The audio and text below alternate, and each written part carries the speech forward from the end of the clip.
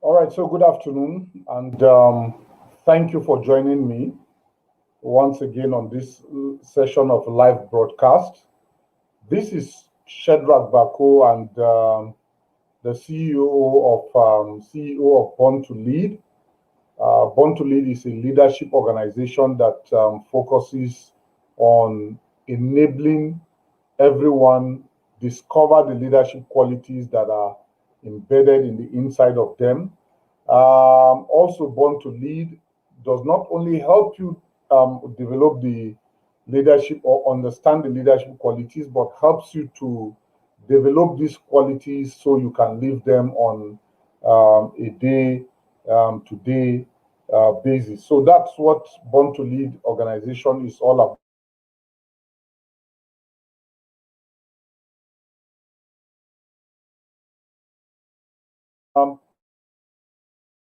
Join us from whatever platform you're joining. Right now, there's a live broadcast on Facebook and also on YouTube.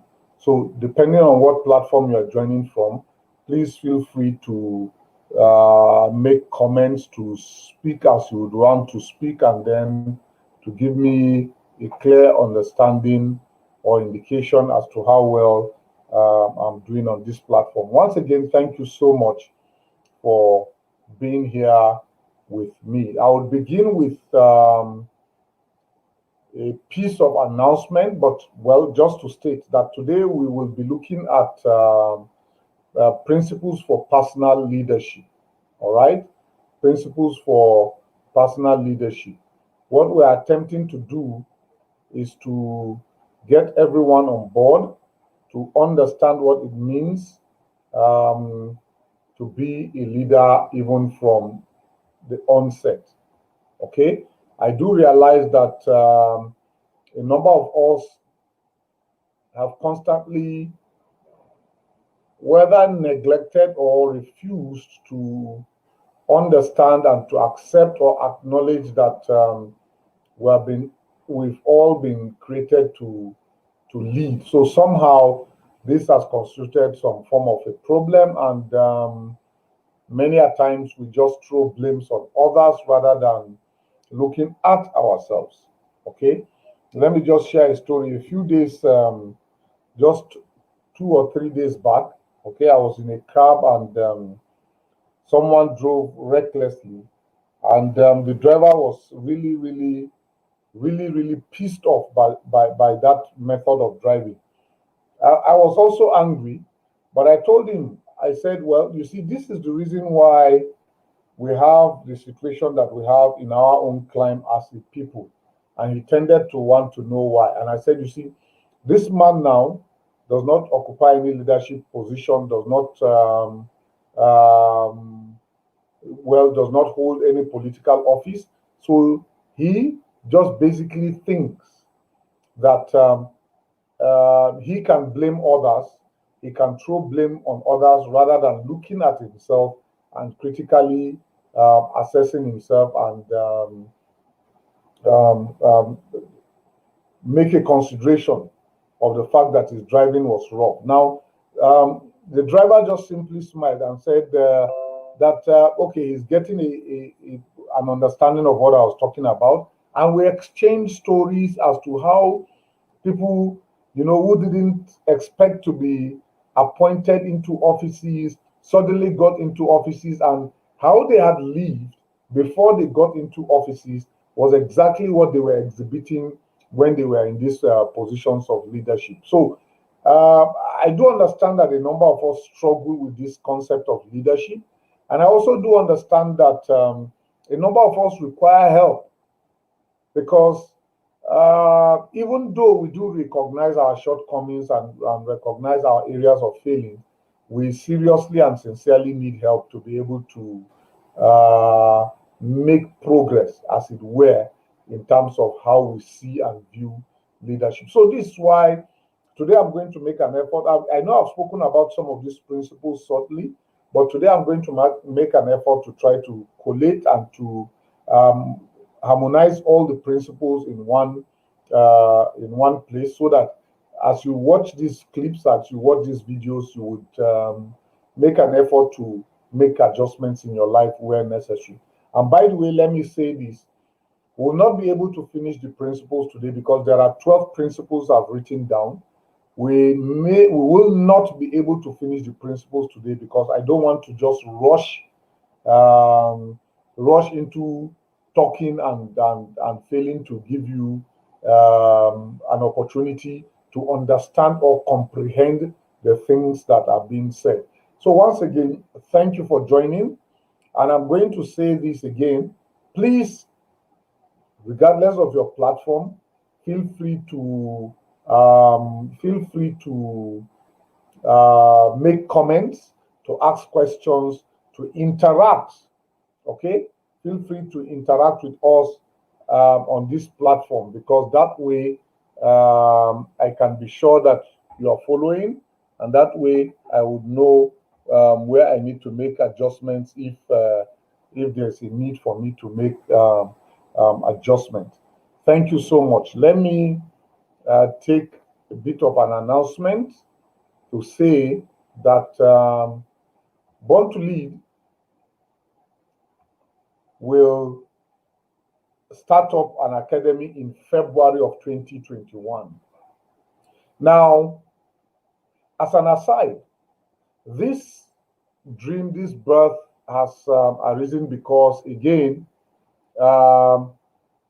we had a long session of lockdown at home, and even though the corona was supposed to be something negative, it turned out to be something positive for me, because I took time out to seriously think and to begin to pursue dreams that I've had over the years, and but have continued to shy away from. Okay, so this is what that lockdown has more or less not really inspired, but concretized in my heart. And so Born to Lead will start a leadership academy in February, precisely on the 1st of February. And there we will discuss everything concerning leadership. But just to whet your appetite, some of the concepts and issues that we will be discussing are understanding leadership. What actually is leadership? All right. And I know that we have grumbled, complained, and talked down on certain people that we considered as leaders. But were they, or are they truly leaders? Do they understand the concept of leadership? Okay, what's the difference between leadership and management? What's the difference between leadership and entrepreneurship? These are some of the concepts that we shall be looking at if you enlist in that academy and be a part and parcel of that training. Again, the details for registration will soon be out, and I'll just post them for us to see. Now, we'll be looking at the philosophies of leadership. There are several philosophies of leadership. The Greeks have one, the Romans have a philosophy of leadership, the Jews have a philosophy of leadership, and so on and so forth. All right, we will take time to study the philosophies and even help us to see and to understand why people behave the way that they behave right now, or why people even aspire to go into leadership offices or to take up leadership positions. And the question will be, do you necessarily need a position to exhibit your leadership qualities? All this will come up as we study at that academy. We'll be understanding crises and how to lead during crisis. The world has been going back and forth in 2020 because of the corona crisis. Some nations that were unfortunate to have poor leaders are suffering the heat. All right. Now, it's not about having facilities, it's not about having good hospitals or amenities and so on and so forth. No, it's about the kind of leadership that your leader would provide. And from what I've seen, there are so many people that have got all the facilities but were unable to manage the crisis. We're going to train ourselves on how to manage crises and how to lead during crisis. We're going to look at challenges of leadership. We're going to look at leadership styles. Again, there are several styles of leadership. We're going to look at virtually all that we have and then profile suggestions as to the best style of leadership that each and every one of us should adopt. I reckon that a number of people are already itching to be a part and parcel of this, and that you are already eager to want to learn more and to improve on your leadership style. Again, this will come at a cost, but I can assure you that the cost in comparison to the value that you will get will be extremely minimal. And I mean that, extremely minimal.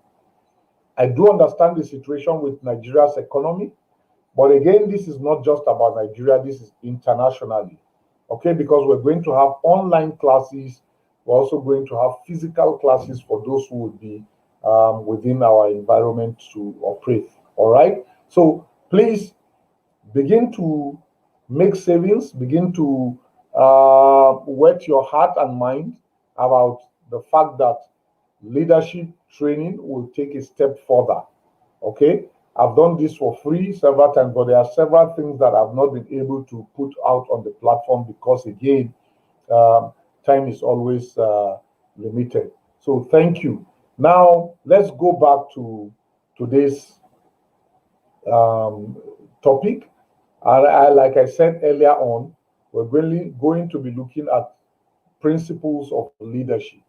All right, we're going to be looking at principles of leadership. And to begin with, let me say this, all right, that every one of us was born to lead. Every one of us. Every one of us was created for leadership. And I've had people ask me this question several times. Anytime I talk about this, it sounds strange. It sounds strange. And again, I understand, because we've been taught to think that unless you occupy a position, that unless you are in an office, that unless you sit as a chairman, CEO of an organization, that you are not actually a leader. But thankfully, having studied and having researched for many years, I've come to realize and to understand from those researches, the teachings of other personalities, I've come to realize, all right, that you don't necessarily need to occupy an office or a position for you to be considered a leader. You don't at all, under any circumstance. Okay? You don't necessarily need to occupy an office for you to be considered a leader. Now, if that be the case, why do I then say that every one of us was created to lead? Every one of us was born to lead. And I'll just run through 4 things that I know, and I'm sure you would agree with, as to the reasons why you and I were born as leaders. First is your birth circumstance. Okay? And what do I mean by this? Now, science has proved to us that every one of us existing at the moment, when we were released from our fathers into our mothers, all right, when they relaxed, enjoyed themselves, had sexual relationship, and so on and so forth, that every time that the male species had an intercourse with the female species, the male species discharged from within him beyond 40 million sperm cells. All right. Now, this 40 million sperm cells and beyond, because some scientists say it's up to 1.2 billion sperm cells. Now, this billion sperm cells or million sperm cells just needed one sperm cell to fertilize the egg in the woman. Just one sperm cell. Now, 40 million were released and discharged to go on these horns. And guess what? Of the 40 million, you were the only one that was able to reach the egg in good speed, in good strength, and to discard over 39,990,something thousand sperm cells. That's true. Because you were the only sperm cell that survived, that is why you are alive even at the moment. And you know what? Beyond that, you needed to stay 9 months rather in your mother's womb and you survived several things, and today you have become a full-blown human being, that should tell you that from birth you were a champion and you were a leader, even when you did not know or you did not understand what life was all about. And that's why I applaud everyone who is alive today. Regardless of how the person thinks or how the person looks, you must know that that person is a leader because he conquered even from conception. Let's move from that, okay? Life has shown to us that every one of us, every individual also has a purpose. And truly, as leaders, once you understand your purpose and make an effort to develop what your purpose is, what you see is that the world drifts towards you. Just a few days ago, Maradona passed on, the great, well, some people call him the greatest footballer on planet Earth. I do disagree with that just for one person, one other person called Pelé, who, of course, they were ranked together. So, by the way, okay? But leave that argument for some other time and some other discussion. But you know what? The guy discovered from the onset that even though his background was poor, even though he was starting at a disadvantaged position, he understood that playing football was the purpose for which he was created. He understood that making an impact through football was his purpose in life. Or at least football had something to do with his purpose in life. And you know what? Maradona became extremely famous. Not only famous, he attained a God status in Argentina. He attained a God status in Argentina. Not many of us are aware, but there is a church in Argentina called the Church of Maradona. All right? Where people actually worship the carved image of Maradona. Why? Because he lived out his purpose. Again, the moment he took away his eyes from his purpose, he went into drugs and so on and so forth. Well, that's again another story for another time. But Maradona lived out his life purpose playing football. Not only that, all right, not only that, because he was living out his purpose playing football, it didn't matter what club he went to. He went to the very famous Barcelona, didn't succeed much because of all the issues surrounding his playing days there. He went to a little city called Napoli, a little town called Napoli. He was listed into the team, the football team, and guess what? Maradona's stay in Napoli elevated Napoli to a well-known city, a well-known town. All right? He was elevated, or he elevated Napoli to a well-known town. So this is the reason why I know that once you live out your purpose, people will applaud you. Not only will they applaud you, your purpose will repay you, will give you bountiful resources, will create ways for you. Okay? It will take you to an unimaginable height. Imagine that every one of us lived according to our purposes. Again, beyond that, to be able to achieve your purpose, every one of us was born with a skill. There is something that you can do. There is nobody that was born without a skill. I just talked about football. There are people who have bumped into football not because they trained for it, but because they simply had the skills. It was just natural. I talked about Maradona a while ago. Okay? Again, please get me right. I'm not saying that Maradona has all the leadership qualities that are required for one to be a leader. No, he lacked in so many other qualities, but I'm just using him as an example to paint out what it means to be born with a purpose and what it means to be born with skills. Maradona took little time training. Yet whenever he played a match, he was outstanding. Again, nobody can dispute that. All right? And then the last, which I stated, the fourth dimension. I usually keep this quiet because I understand that it's not everybody that shares the same faith with me. So not everybody agrees with what I'm about to say. But bear it in mind that there is a fourth dimension.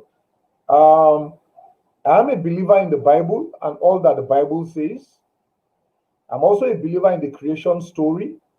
And by the creation story, it is revealed that God created man in his image and after his likeness, and gave man dominion, gave man authority to not only expand on the earth, but to take dominion and to rule over the earth.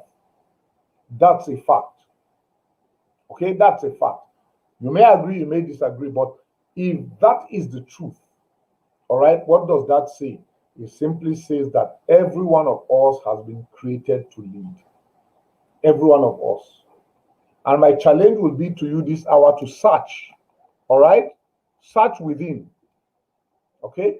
Just search within, because within you, these qualities of leadership are found and they are embedded deeply within you. So please just take note that every time that you are asked as to whether you were born as a leader or not, please take note that you were actually born to lead. And that cannot be taken away from you. All right? Don't let anybody deceive you to say that you were not born to lead. These 4 reasons should be able to help you understand that in sincerity, every human was born with leadership qualities. And in the inside of you are these qualities that you need to constantly enhance, you need to constantly build upon, you need to constantly develop so that the world can see and understand your leadership qualities, as it were. All right? Do not let anyone belittle you. Do not let anyone look down on these skills and abilities that you have for leadership. Okay? Now, like I promised earlier on, today I'll be talking about leadership qualities or principles of personal leadership. And my encouragement for you is to take these principles as seriously as you can. All right? Because with these principles, there's so much that you can do. Okay? There's so much that life can offer to you if you follow these principles. Now, what are principles? I guess that again, you will be asking questions as to what principles are. And I've just tried to capture this. Again, I got this inspiration from the late Miles Monroe when he talked about principles of leadership. And I thought to do a further study. I've done this several times. I've done this study several times. And I've been able to capture this as points, as indications of what he truly meant when he thought about them. Now, principles are a law, or principles are laws that affect function. In other words, principles are laws that never change. They are bigger than facts because facts change. All right? They are bigger than rules because rules change. But principles are laws that affect living, that affect function. They never change. They are operational everywhere and at every time. They help in simplifying life. Because once you live your life by certain principles, the quality of your life is enhanced and life is simplified for you. Once you live by principles, you are guaranteed of success. That's a basic, you can take that for granted. Okay? You can take that for granted. That once you live by principles, you don't have to struggle about life. No, not at all. You don't have to struggle about life. Because the truth is that once you understand what the principles are, okay? Once you understand what the principles are, life is highly simplified for you. You stop struggling about certain things and concentrate on the things that are key, things that are major, things that are fundamental. Now, that's the fact about principles. And so when I talk about the principles of personal leadership, I'm talking about laws that when you apply them anywhere in the world, they will elevate you. They will make people to look up to you. You can influence people just anywhere you go to and any time that you think of influencing people. All right? So those are what principles are. And unless you truly understand what they are, and unless you agree with them, you may discover that you struggle to practice what the principles are. So, what are these principles? And like I mentioned earlier on, today we're going to be looking at 6 of these principles, and I'm hoping, okay, and I'm hoping that as we look at 6 of these principles, that you put them to practice, and by Friday, okay, I'm going to extend this broadcast. By Friday, I'm hoping that you get the other principles, and when you get 12 of them and practice them, I am certain that you can be a huge influence wherever you go and at any time that you want to influence people. Okay, so what are these principles, as it were? The first principle is the principle of purpose. Okay, is the principle of purpose. Every good leader, every true leader discovers his or her purpose. They discover their reason for living. And of course, like I stated here, your discovering your purpose is the right for living, and it starts and ends here. Knowing and understanding your purpose is a huge advantage. The world is scrambling. People are drifting, okay, just floating, because a number of people have not identified what their life's purposes are. The picture you see on the screen is that of Nelson Mandela, a well-groomed lawyer, a well-trained African child, one who probably hoped to practice law under apartheid South Africa. But at some point, he discovered that his purpose was to rise up and to challenge the oppression of people in South Africa, particularly the oppression of Black people in South Africa. And what did he do to be able to challenge that? All right? He rose up as a freedom fighter. Okay? He rose up as a freedom fighter. And as a freedom fighter that he rose up to be, he became extremely popular. Okay? The world recognized him just because he stood up against oppression. There are so many other people who have discovered their life's purposes and have continued to live by these life purposes, and these life purposes, or the discovery of these life purposes, have distinguished them from all other creations. What is your life purpose? What is the goal for which you live?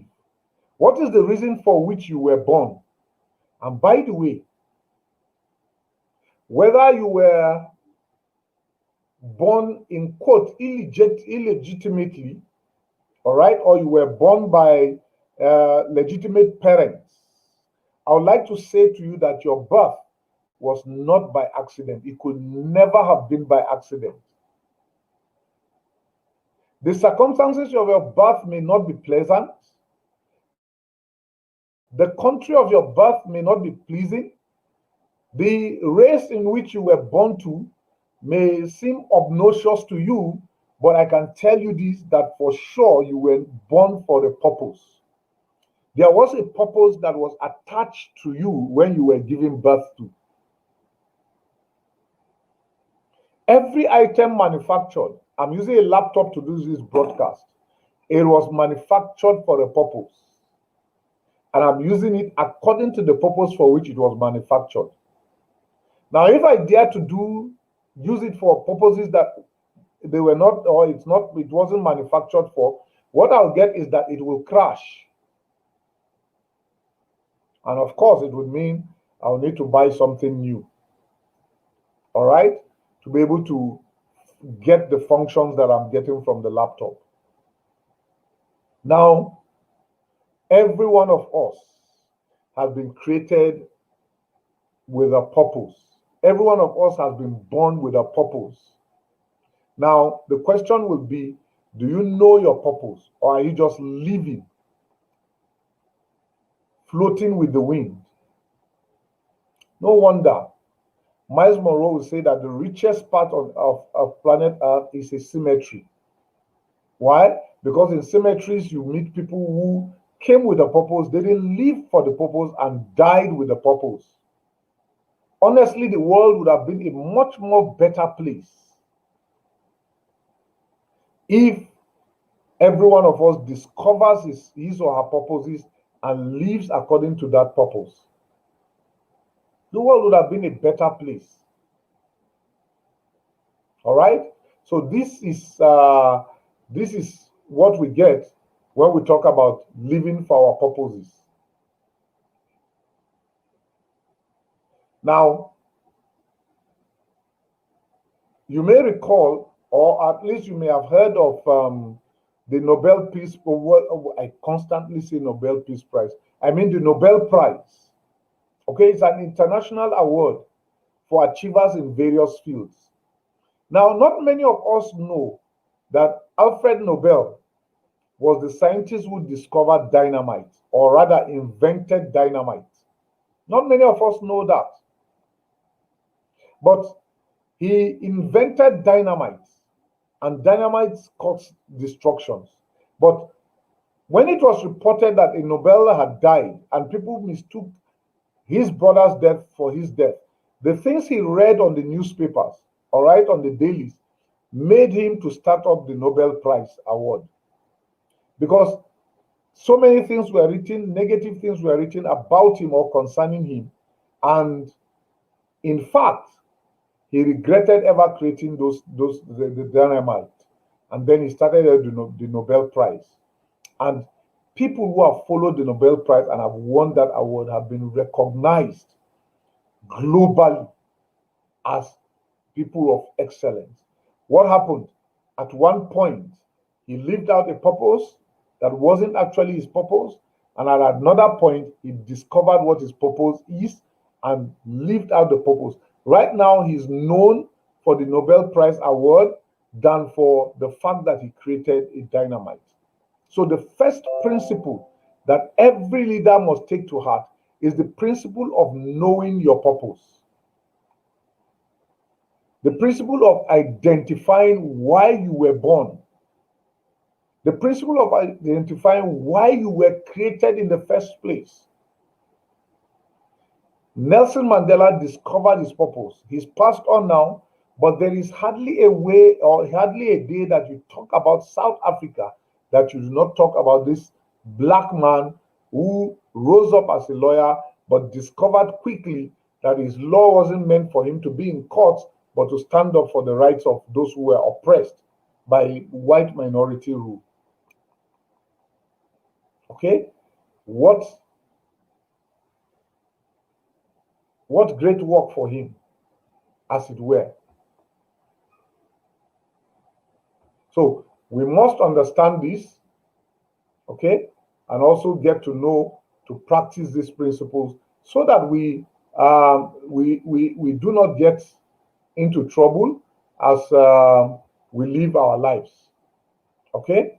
That's something that we must take note of. What's the second principle? Again, like I just mentioned, we cannot we cannot get all 12 principles today.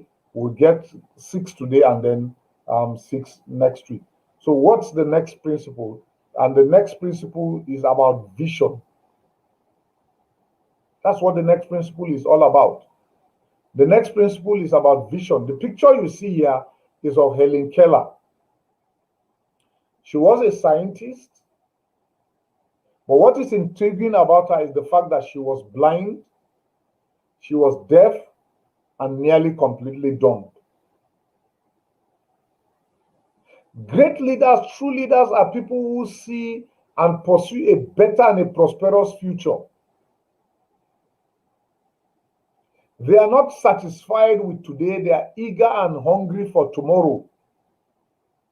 And they're not just hungry about tomorrow, they want to live tomorrow better than today. They want to ensure that what they leave behind is greater and better than what they met. So the second principle of personal leadership is that you must have a vision. You must pursue a vision.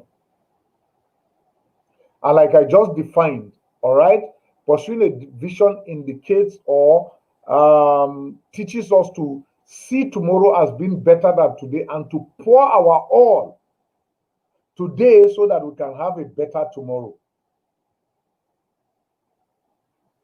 There are so many of us who woke up this morning grumbling.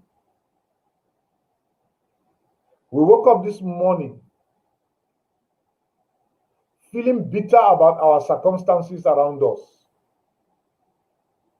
We woke up this morning without hope of a better tomorrow. We're sitting and hoping that someone else changes our tomorrow for us. Well, excuse me, this is the news. Nobody will change your tomorrow unless you rise up first to see a better tomorrow and secondly, to pursue a better tomorrow. Nobody will enhance your tomorrow better than yourself. And so, true leaders, again, pursue better tomorrow. They have a vision of a greater tomorrow. And let me say this, you cannot lead a group, you cannot lead an organization unless you have first of all led yourself. That's the fact of life. Unless you first and foremost lead yourself, you cannot lead any group. This is why these principles are key, they are fundamental. They are important for every one of us to lay hold of and to practice them. They are key.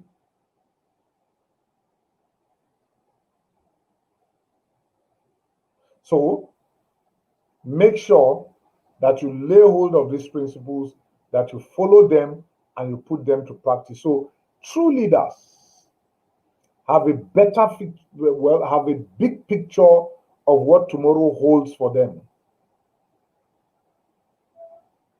True leaders do not spend and burn energy grumbling and complaining. They burn energy pursuing a greater tomorrow, a better tomorrow for themselves. And not just themselves, but for the society at large. That's what true leaders do. And that's a principle that we must learn. Helen Keller, that I just, the picture of Helen Keller we just saw, was asked what is worse than never seeing. And she said, having eyesight and yet lacking vision. And I agree with her. There is nothing that can be worse than having eyesight and then lacking vision. She didn't have the eyesight. She could really hear, yet she had a great vision of a better tomorrow. And I challenge you to read the life of Helen Keller, find out what her biography is, and you would hear amazing things that she did. even as a blind person. Of course, who was this composer? I think Beethoven was even deaf, yet he composed about the best classical music you could ever think of. I'm stating that hindrances cannot be used as an excuse not to apply this principle of a better future. The next principle is the principle of passion. Every true leader is willing to die for what they believe in. Every true leader. Now, the picture of Mahatma Gandhi, a famous foremost leader of India, is who you see here. You can see, and I tried to get this picture to be able to show us how this guy grew and lived. Okay, the first picture there shows him at his young age, looking healthy, looking fat. The next, of course, he's become a bit chubby, but the larger picture shows how lean he became, all because he had a passion. First, he discovered his purpose, which was to fight for the rights of Indians to become independent. Secondly, he had a vision, which is for India to be a world-renowned nation, and he knew it will take time. And thirdly, he had a passion to pursue and to ensure that that dream didn't die. Rather, he was really willing to lay down his life. He was really willing to sacrifice his life to ensure that he lived for every Indian, to ensure that he gave up his life if it needed to be, so that India would be an independent nation. There's hardly any structure, meaningful structure in India that you go to that you will not see the picture of Mahatma Gandhi. What an amazing fellow. True leaders are people who have discovered things that they would die for rather than live for.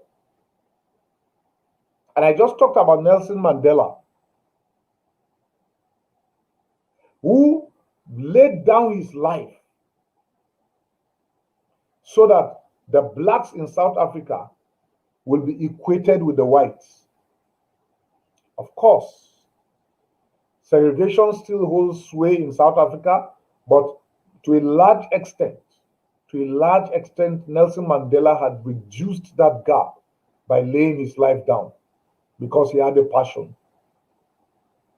Mahatma Gandhi laid his life down because he had a passion. Mahatma Gandhi fasted for so long that, in fact, the UK had no choice than to grant India independence. What a passion. Food lost value in his eyes. He was willing to take long fasts just so that the people who never knew him, will never have known him, will never have touched him, so that generations after him will be free in the land of India. And today, of course, India is a free nation. All because someone dared to pursue a dream. And in daring to pursue that dream, he laid down his life. Nothing could dissuade him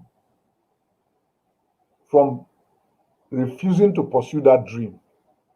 And of course, I reckoned that deals upon deals would have been suggested to him in the prison. Not really in the prison, in his home. Deals upon deals would have been suggested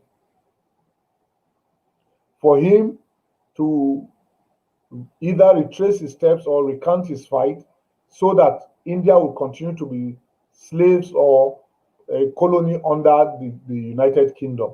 But he chose otherwise. He chose otherwise. Passion. Every leader who knows his salt or who knows his onion. Everyone who is willing to pursue his dream must also know that he is required to have great passion, and with that passion to pursue endlessly whatever dream or vision that has come in his heart.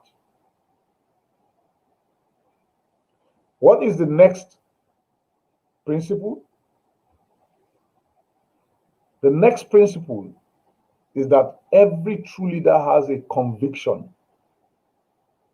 They have a belief. Your convictions are your beliefs in whatever issue or matter. And these convictions are not just lip service beliefs.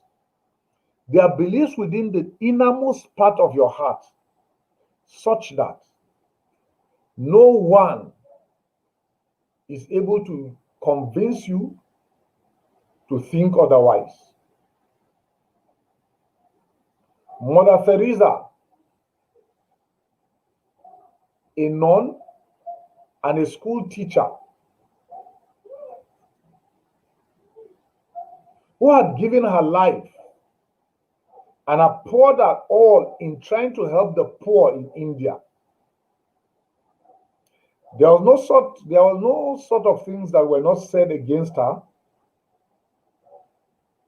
All sorts of negative comments were made regarding her. In fact, when she resigned to take up the pursuit to ensure that the poor in India got all that they needed, it came at a cost. It came at a cost. And of course, she ensured that regardless of the cost, all right? She ensured that regardless of the cost, regardless of all that was said against her, she held on to her convictions and to her beliefs. Now, you can only be considered a leader if you hold on to your beliefs. You can only be considered a true leader if nobody is able to persuade you to change your heart and your mind from the things that you believe. And of course, these beliefs must be based on values. They must be based on principles. They are not just based on facts. They are based on principles that are tested, principles that have been tried for thousands, if not hundreds of thousands of years. And you believe them, you hold on tight to them. Mother Teresa believed that no one should sleep without food in his or her stomach. She gave up her teaching job. Her being a nun was tested. At 4'5", she did what giants couldn't do. Until date, in India, particularly in Calcutta, this woman's name will continue to resonate. Why? Because she had a conviction and she pursued the conviction with the whole of her heart. So principle number 4 is that leaders or true leaders have convictions. They don't look for people's approval. They don't seek people's approvals. And like I said, at 4'5", this woman should have been looking for people's approval, but she didn't. In fact, every time she entered where taller people stood, she was easily recognized, not just for her height, but for the concept that she had in her mind. This was a great, great woman. Do you have a conviction? What are the things you believe in? What are the things that stand out for you as a human? If we knew you 10 years ago and looked at you today, can we say that you are standing on the same principles and convictions that you had 10 years ago? Of course, Like I said, these convictions are based on principles. They are based on values.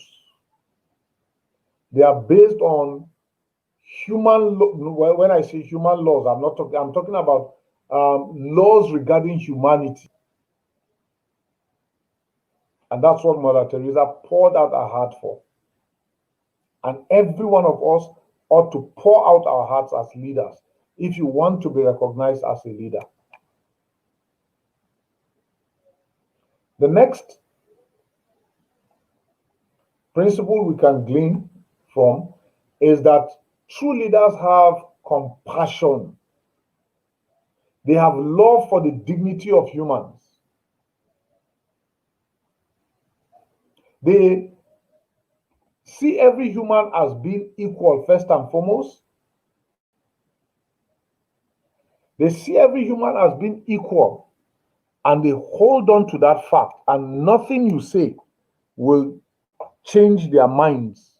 Nothing you say will make them look down on other humans. And the person that I chose for this is our brother Martin Luther King Jr., one who believed in equal rights for men and for women, one who believed in equal rights for both black and white people, regardless of your race. As far as he was concerned, all humans are equal and must be treated as equals. All humans. And I'm sure that, except if you are a racist, that you would believe what he believed in. That all humans, okay, all humans were born equal. We're not living in an animal farm. We're living in the world with its realities. Okay? Even though a number of people have tried to look down on other humans, but Martin Luther King showed great compassion. He poured out his heart and his life to ensure that the blacks in Southern America or in southern part of America had equal rights like every other human anywhere in the world. And when he said the "I have a dream" famous speech, he meant that he basically taught people those principles. So every true leader has great compassion. Every true leader has great love for the dignity of humans. Every leader considers every human as being equal, whether they have discovered their purpose or not, whether they are living according to their purpose or not, regardless of their beliefs. All humans are first and foremost equal. And we must hold dearly to that principle. And I say, if you want to be a true leader, if you want to be recognized, okay, you must forget about your ethnicity, you must forget about your race, you must forget about your color, you must forget about your economic status, you must forget about your nation, and begin to consider all humans as being equal. All humans. The sixth principle, and like I said, we'll be talking just about 6 principles today, and then the next time we meet, which will be on Friday, we'll talk about the other principles. The sixth principle is that leaders have values. They pursue ethical sets of rules. They are highly principled, regardless of what you say regarding them. Regardless of where you say those things concerning them, every true leader is a leader of principle, a leader of ethical sets of values, a leader of high morality, a leader who is not afraid to challenge authorities if these authorities are going wrong. A leader who is not afraid to live by what he or she believes in, and not only that, is willing to also share these values with others. Paul, a first century leader, lived that way to the extent that while he did most of his writings, he did them in prison because his beliefs and the beliefs of the Roman leaders then were entirely different. How the Roman leaders saw leadership was completely different from how Paul saw leadership. And the Roman leaders simply insisted about lordship. They insisted about placing burden on followers. Paul thought otherwise. Paul lived by the principle of servant leadership such that you could hardly distinguish him from those who were following him. And when it was time for him to release those he had mentored, to discharge them into the world to do what he had taught them, he freely allowed them to do so. And he didn't consider whether you were old or young. So every true leader must have values, must live by a set of ethical rules. Every true leader must be moral in his thought, in his speech, in his conduct. And as far as this is concerned, I chose to bring up Paul so that you can also do a study of who Paul was. All right, a first century leader, a theologian. Do a study of this man and you'll understand what the true principles of leadership are.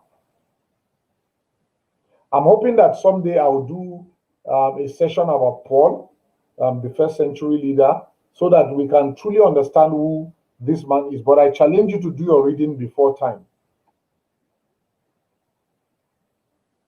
Now, these are the 6 principles by which I thought to discuss today. All right? Perhaps what we should do is reverse them from this point on so you can understand what I was talking about. So, 1 is that true leaders have values. They live by principles. They have ethical set of rules. They are moral in all their ways. They look down not on anyone, but consider everyone as being equal. They are compassionate. They have love for the dignity of humans. All humans, in their view, are born equal. And I agree with that. All humans. True leaders live by convictions. They are so convinced that they do not want people's, or they do not need people's approvals to do the things that they do. And Mother Teresa epitomizes that principle. The next is that true leaders are passionate. They have found something that they are willing to die for. They are willing to lay down their lives no matter what it costs for them to ensure that their vision and their dream comes to pass. And of course, they are people of vision. They have seen a better tomorrow. They pursue a better tomorrow. Whether they see physically or not, they already know that they are pursuing a better tomorrow, and there's nothing you can do to convince them otherwise. And of course, for me, chief of them all is that every true leader discovers his or her purpose.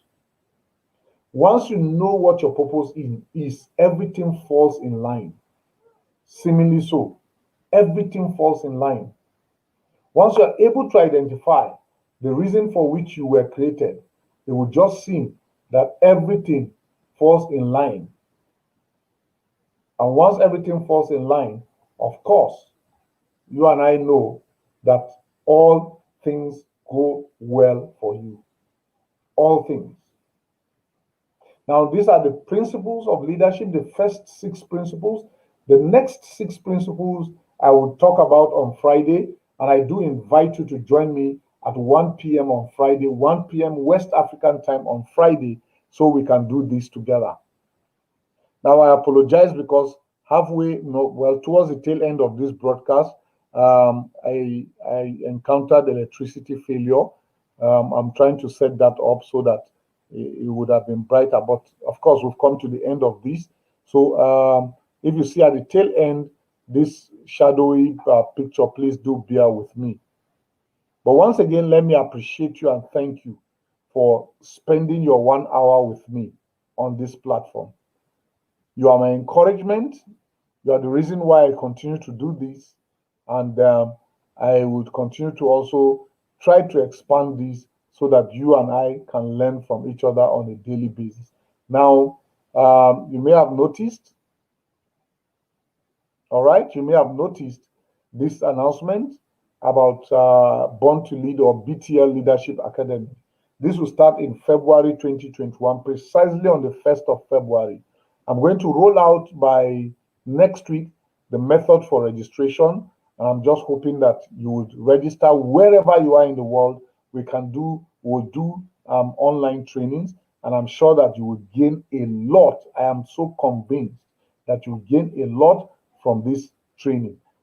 Thank you for your time, and do have a blessed day, like I would suggest. Thank you, Happy Ishaku, for your comments. Thank you for joining me. Keep hiding in Yola. Someday I'll trace you and pick you from Yola to the FCT, to Abuja. Thank you, Happy, for your time, and I appreciate you for your comments. I've come to the end of today's broadcast, and I wish you well, even as you have a fruitful week. See you on Friday at 1 p.m. West African time. Bye-bye.